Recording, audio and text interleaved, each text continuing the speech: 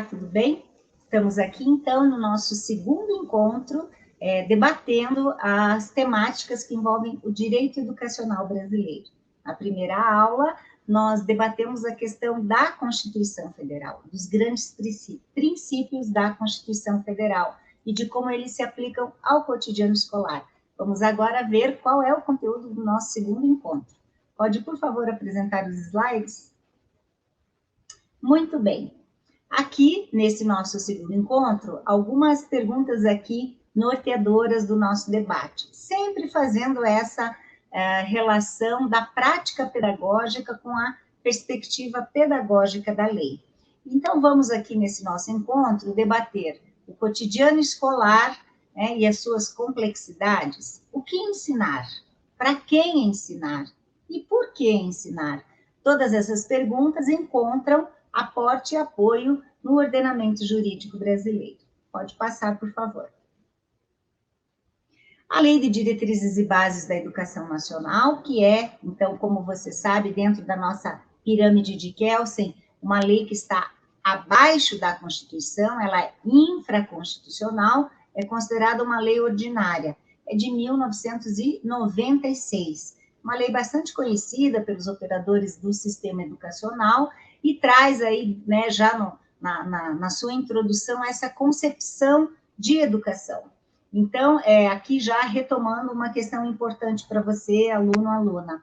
A educação é dever da família e do Estado, razão pela qual todas as questões que envolvam o direito de aprender direito da criança devem estar, né, necessariamente associadas aí ao exercício do poder familiar. Não tenha medo, né? Às vezes a família reclama, ou até fala, nossa, mas vocês me chamam toda semana, toda hora tem reunião. Se for necessário, sim. E essa é uma premissa prevista aqui no ordenamento jurídico brasileiro. Fala aqui dos ideais de solidariedade humana, então essa perspectiva ideológica da solidariedade, das práticas colaborativas, ela é uma premissa conceitual da própria lei. As escolas devem se tornar, sim, ambientes de solidariedade, de colaboração, de aceitação e de acolhimento. E fala-se aqui, então, também, como finalidade da escola, o desenvolvimento do educando, preparo para o exercício de cidadania e qualificação para o trabalho.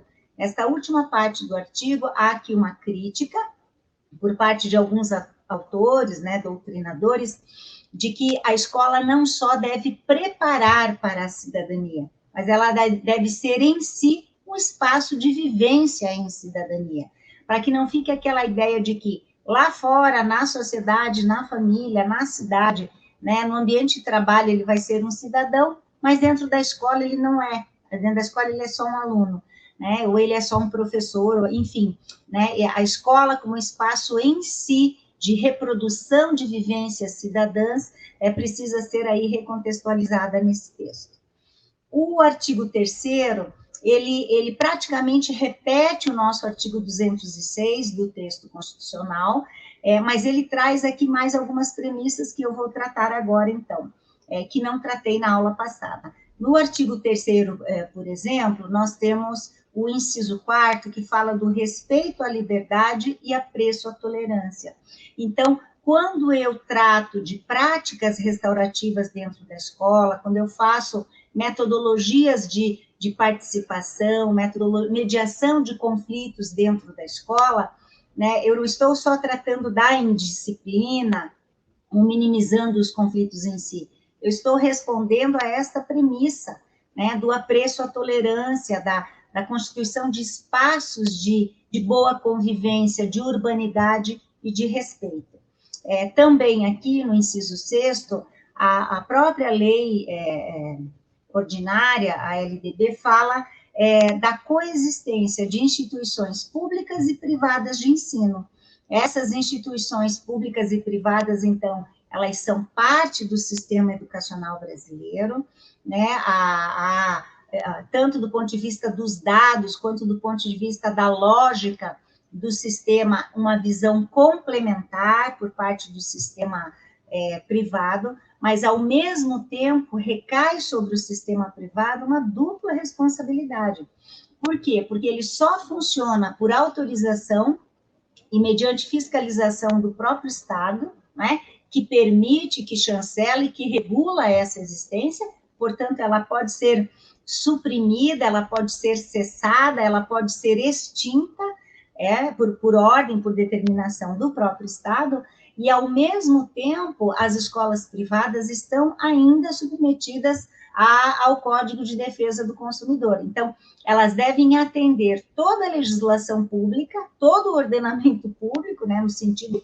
das normativas da educação brasileira, mas, né, aquelas premissas todas do Código do Consumidor, de defesa do consumidor, que envolvem também aí tratativas contratuais e relações de consumo típicas da escola privada. Então, não tenho dúvida, ser escola significa ter coragem. Ser escola privada, mais ainda, porque as exigências são imensas, de fato, as regulações sanitárias, pedagógicas, arquitetônicas, funcionais são realmente muito complexas, e aí a previsão dessa existência existe, mas sempre sob fiscalização do ente público, né, dentro dos seus sistemas de regulação e de organização. Também aqui, no inciso 10, a garantia do padrão de qualidade, mais uma vez, o direito de aprender direito, e veja só, valorização da experiência extraescolar e vinculação entre a educação escolar, o trabalho e as práticas sociais. Não há aqui uma premissa de que a escola deva ser encastelada em si mesma, né? Deva ser ensinesmada. Pelo contrário, a própria previsão dos princípios da educação já dão um caminho ideológico, didático, conceitual, de como essa educação deve ser ampla, sistêmica, né? E como diz o nosso querido Paulo Freire, encharcada de realidade. Nesse aspecto, eu faço destaque aqui para a alteração de duas leis, a lei de 2013, a lei 12.796, que traz como princípio consideração com a diversidade étnico-racial, um grande avanço desse debate aí da igualdade racial no Brasil, e garantia do direito à educação e aprendizagem ao longo da vida, que vem como uma alteração da lei 13.632, que é de 2018. Então, a lei não nasce pronta, gente. A lei ela vai representando os avanços e retrocessos do seu próprio tempo histórico. Nesse ponto aqui na LDB, depois da sua vigência, promulgação em 96, pelo menos essas duas alterações nesse artigo já se deram. Próximo. Pode alterar, por favor. No artigo 4º, nós temos aqui, pode voltar, isso. Nós temos aqui o dever do Estado com a educação pública, né? E aí, quais são as obrigações do Estado nesse sentido? Costumo dizer que esse artigo ele é quase a nossa tabuada. A gente precisa compreender, precisa saber, mas também precisa memorizar, né? E a garantia vai se dar em relação a quê?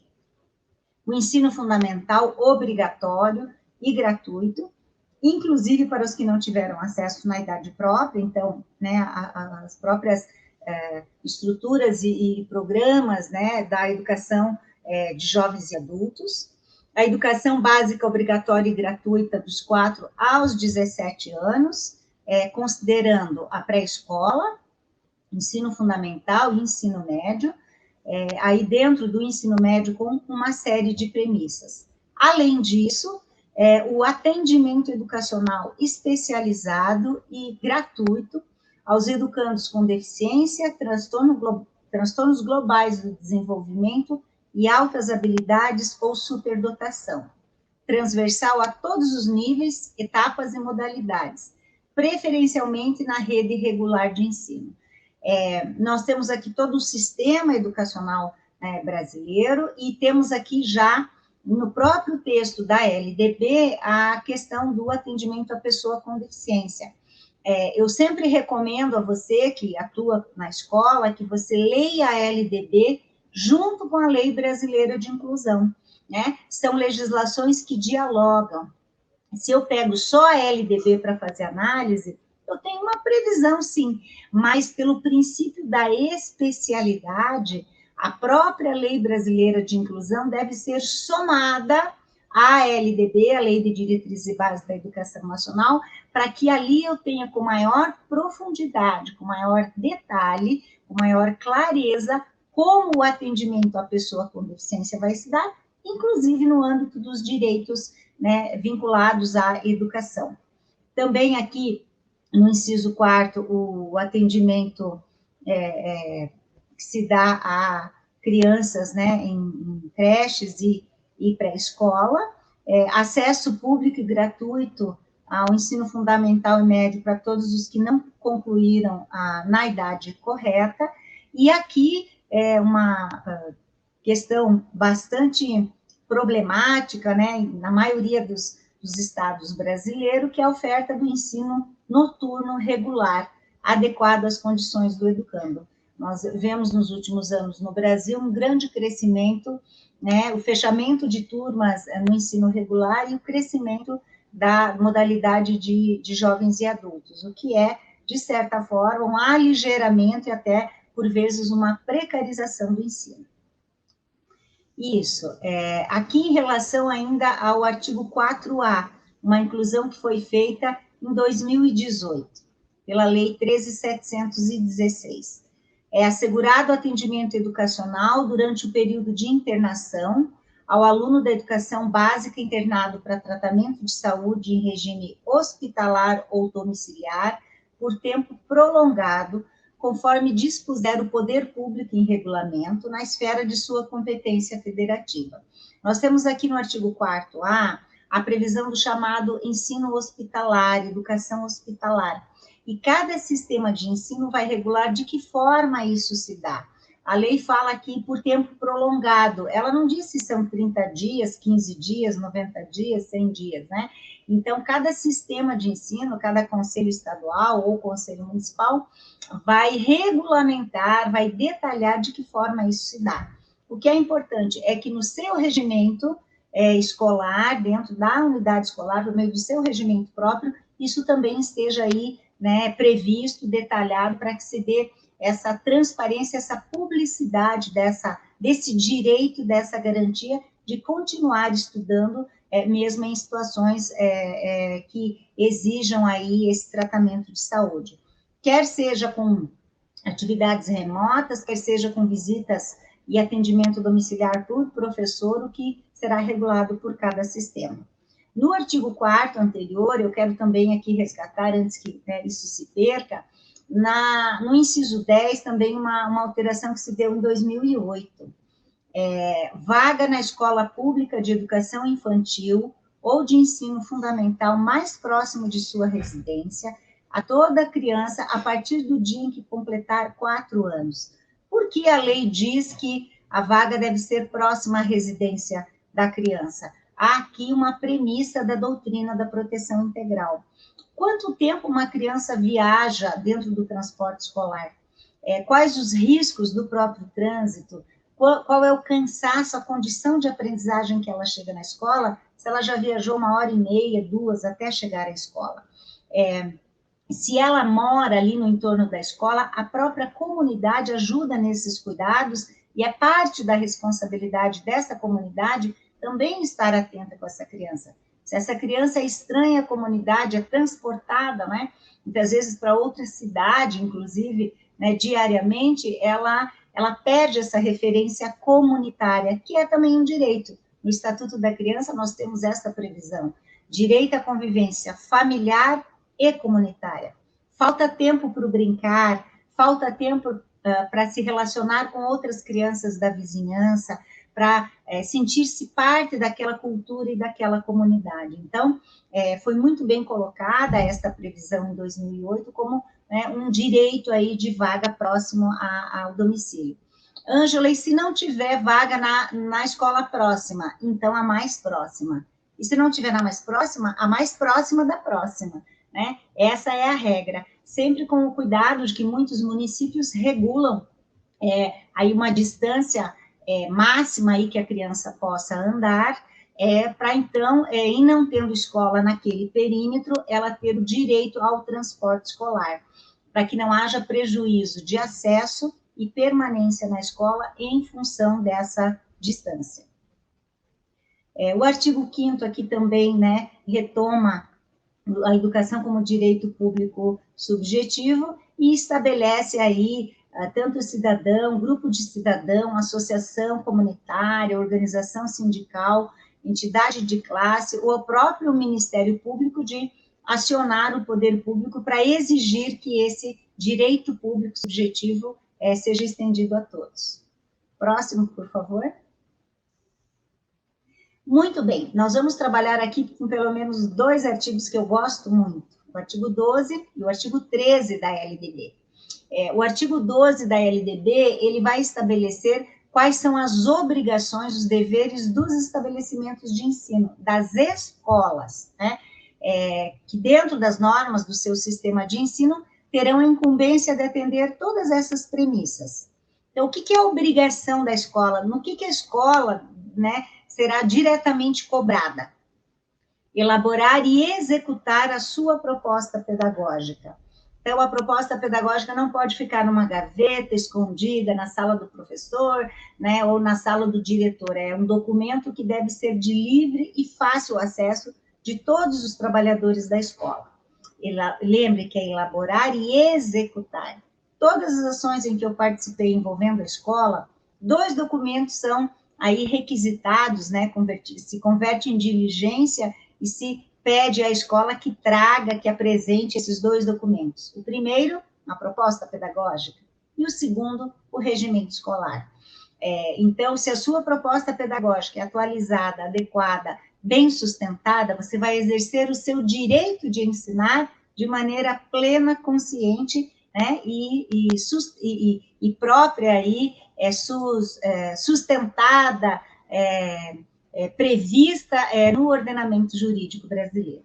É obrigação também da escola administrar o seu pessoal e seus recursos materiais e financeiros. Então, aqui, claro, sempre dentro das normativas do direito público administrativo, né, naquilo que cabe às redes públicas e dentro da sua organização interna na rede privada.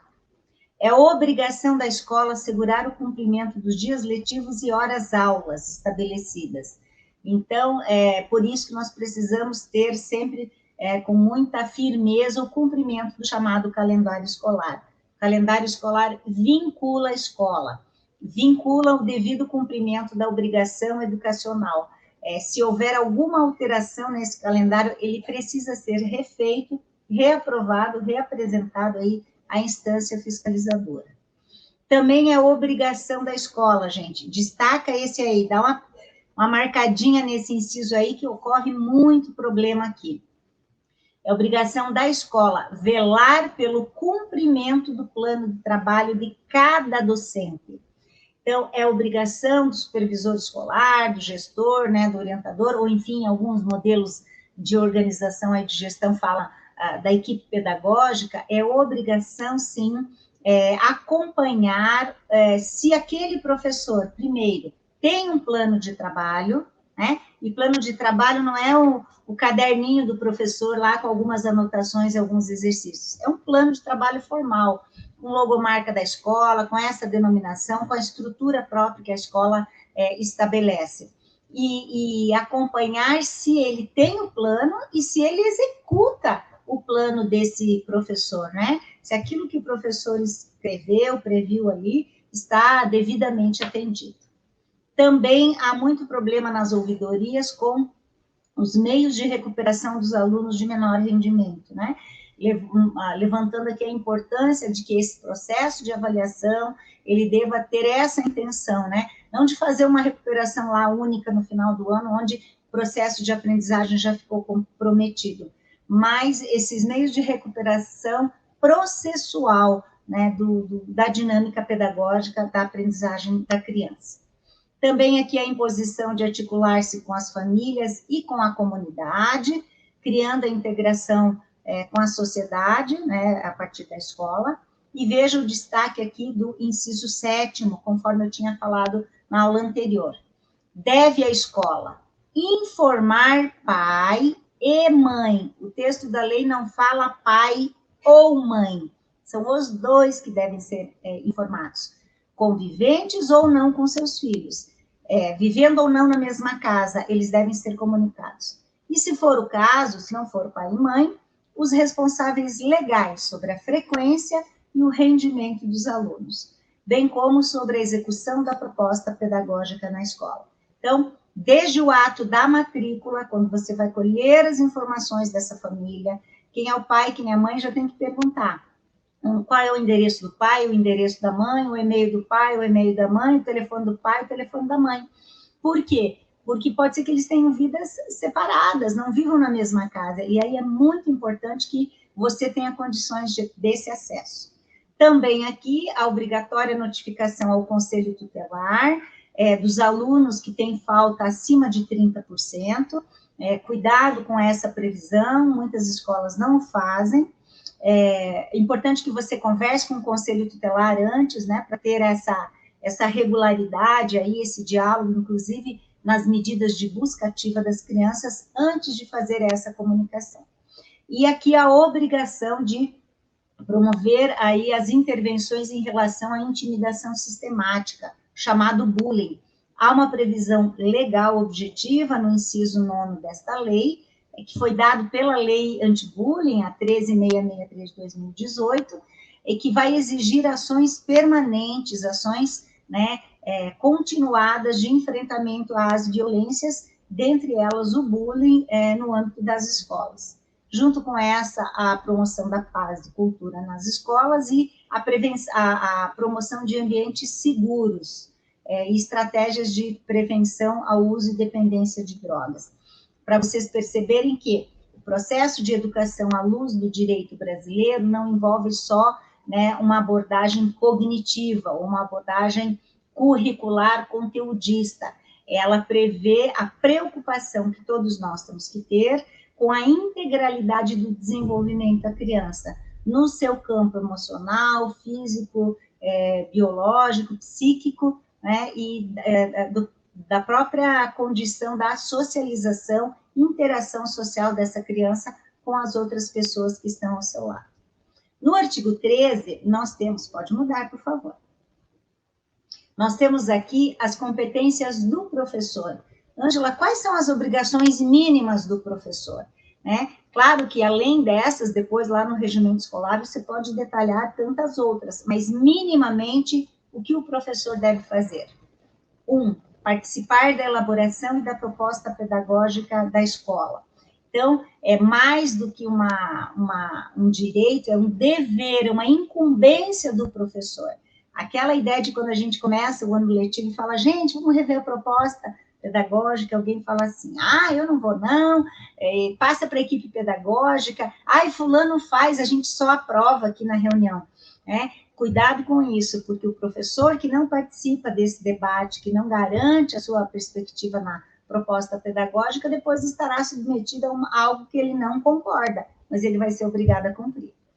Também é obrigação do professor elaborar e cumprir o plano de trabalho. Então, o professor tem a incumbência de fazer um plano de trabalho e cumprir esse plano de trabalho. Vejam aqui depois da vírgula. Segundo a proposta pedagógica do estabelecimento de ensino.